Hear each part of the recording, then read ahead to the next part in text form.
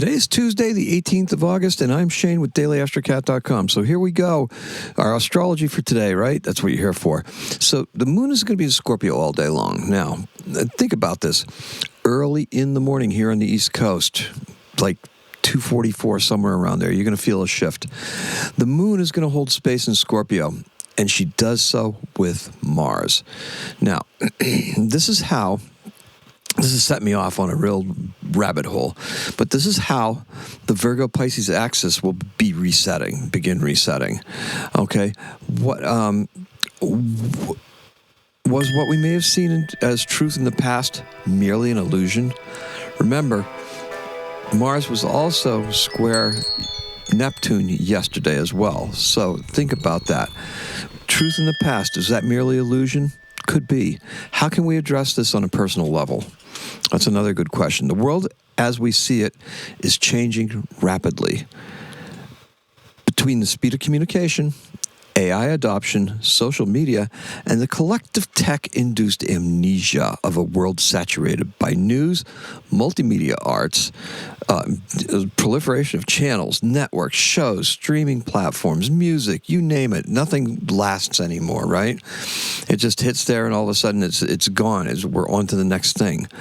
That's that collective amnesia, right? Think about it.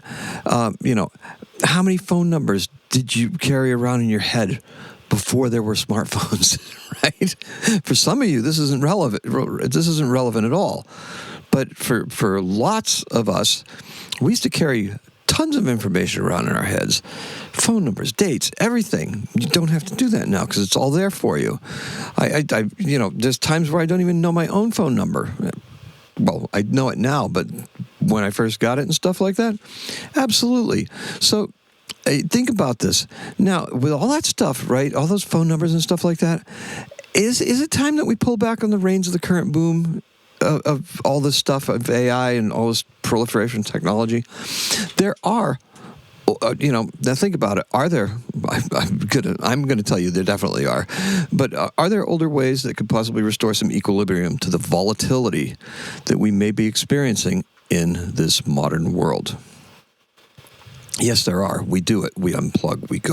We get off the grid. We try to do things. There definitely are, but yet it's still there, still in the face, right? And it's still driving lots of stuff.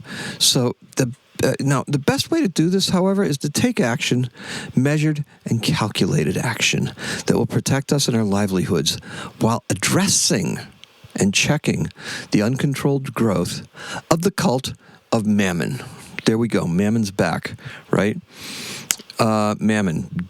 Personification of greed. It was rampant. They used to refer to it a lot during the robber baron era of the 1800s, right?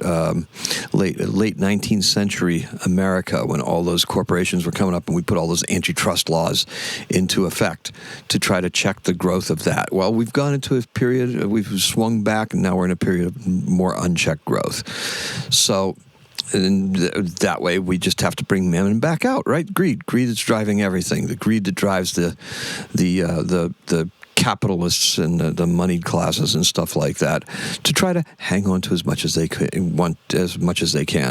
That was kind of addressed by the Great Depression and stuff like that, because it did a redistribution of some of that wealth.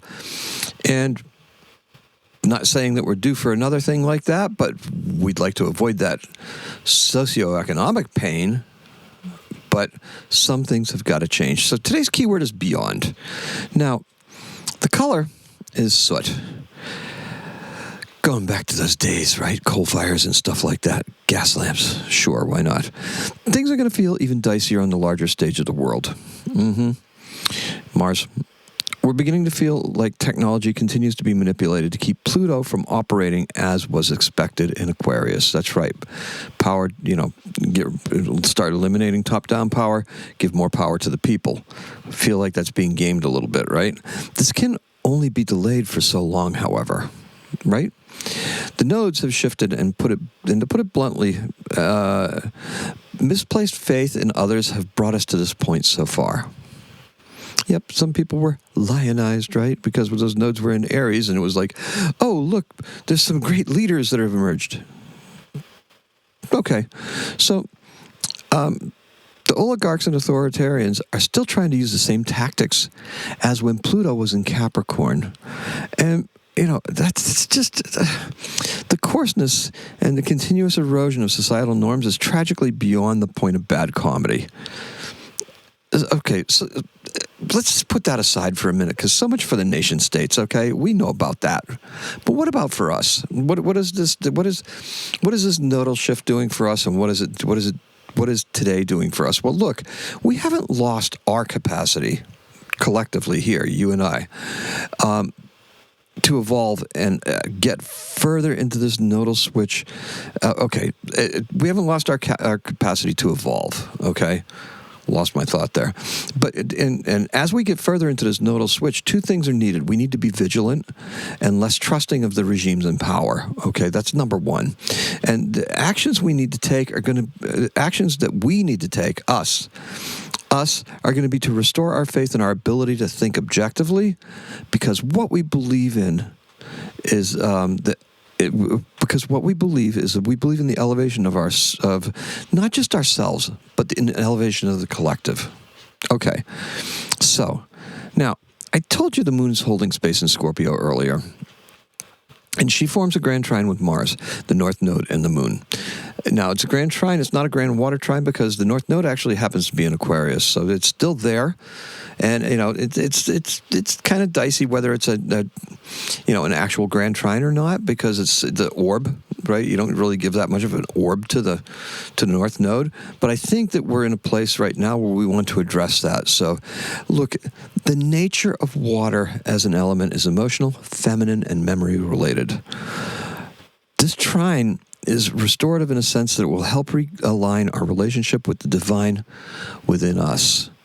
Okay, as the deep, dark subconscious once again can confer with the light of the collective and help us along on our journey.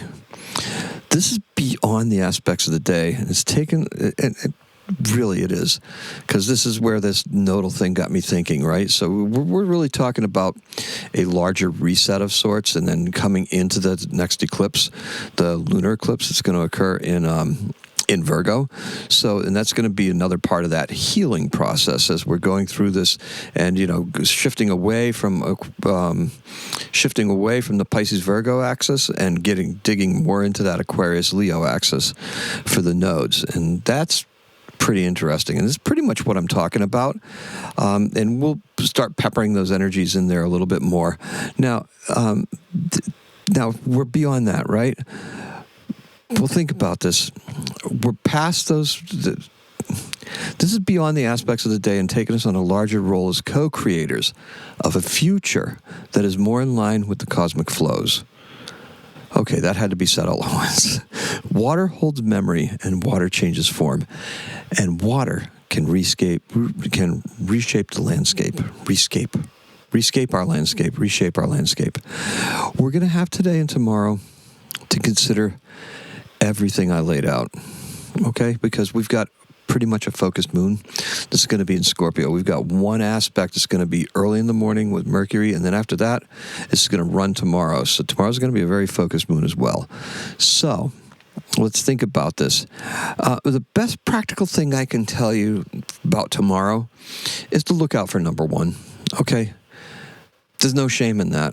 We have to take care of ourselves because Mars is in that protective place in Cancer. And we just came off of that Cancer energy. So it's very much there, right? The Leo stuff is loud and just kind of like going on all around us. And there's all sorts of distractions. But honestly, our actions are going to be taking us to where we have to protect ourselves and just make sure that we're doing the right things, right? Because we don't want to overextend. So look, make money while you can. Actions today can certainly help augment your income, and there's a reason for that. The moon in Scorpio is at a place where we will see a return on the things we're working on when the other planets reach that particular point. So 4 degrees of Scorpio is a place, and just keep that in mind, because as we go forward through the year, we're going to find Mercury, Venus, the Sun, all hitting those points, and that's going to trigger certain rewards because that's directly across from a point in Taurus that bisects where Neptune and Uranus are meeting in a sextile. So that's that 30 degree right there.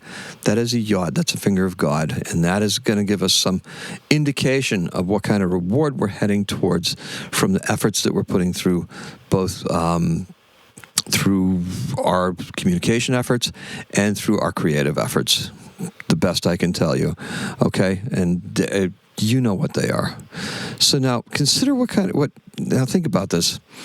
Now, it's a guidepost of sorts, right? Because that's what it really is. It's a guidepost into personal abundance. And today we can test that in a small but meaningful way. There's an opportunity today for you to see, hey, is this going to work, or is you're shameful of it? Okay. I believe it's going to work. So look, now consider what kind of hubris or maybe pride that you may be harboring that you need to tone down to reach more people. That's kind of something that's going to be very important, and that's related to the nodes as well, because that South Node being in Leo, trying to step away from some of those Leo things and get more into the innovative and collective things. And there's more to come on this when we look at the astrology for the Virgo season. One of my favorite facts to always talk about, okay? In 1920s, the state representative Harry T. Byrne, he's age 24 at the time, he cast the deciding vote in Tennessee's and thus America's ratification of the 19th Amendment to the Constitution, allowing women the right to vote, or women's suffrage, after reading a letter from his mother.